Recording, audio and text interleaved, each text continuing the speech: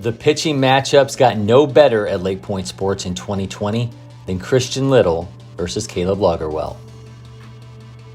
Little, Vanderbilt bound and the 4th-ranked player overall and the number 2 pitcher in the class of 2021 per Prep Baseball report, and Logerwell, a UCF commit and the 16th-ranked right-hander in the class, clashed in June's National Program Invitational as Logerwell and Georgia Jackets took on Little's Team Elite Scout. Just judging by the crowd, I mean, it was kind of off the charts as far as games we saw all summer.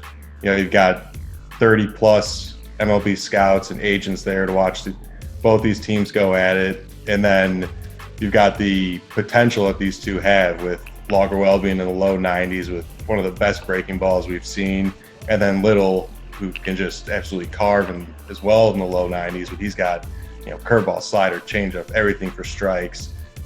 Get both these guys on the same day at the top of their game, and you know, it was going to be an awesome sight to see. Little was dominant. He retired 13 straight batters, including 6 consecutive strikeouts, before Jaden Carbonell-Smith broke through with a 5th-inning infield single.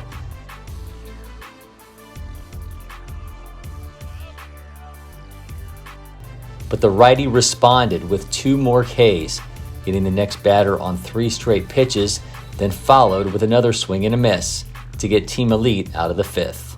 Little's day was over. 9 strikeouts in that lone hit over 5 impressive innings. Honestly, I felt like everything was just in my power that day. The ball felt good coming out of my hands. I didn't really have to force myself to try to throw harder. Caleb obviously gave me a lot of competitiveness, and we were battling back and forth. I think that had a lot to do with it, and I just wanted to put on for my team. It was so businesslike that he's just up there in each pitch, same demeanor, just calm, stoic, throwing strikes all the way and not letting anybody touch it. I mean, it was pretty stupid how dialed in he was. Meanwhile, Logerwell was bit by walking the first batter of the game, which Team Elite manufactured into a run on a pass ball. But he locked in, retiring 8 in a row.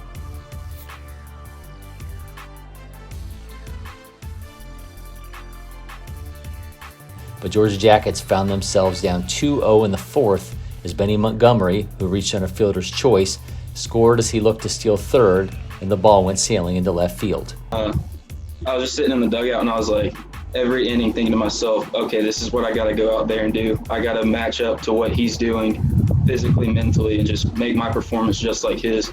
And I think all in all, that's what we did. And just went back to back, and props to him. Logerwell kept battling, fighting through a 2-run Team Elite 5th that ended on a bullet of a throw as Henry Hunter tried to turn an RBI double into a triple.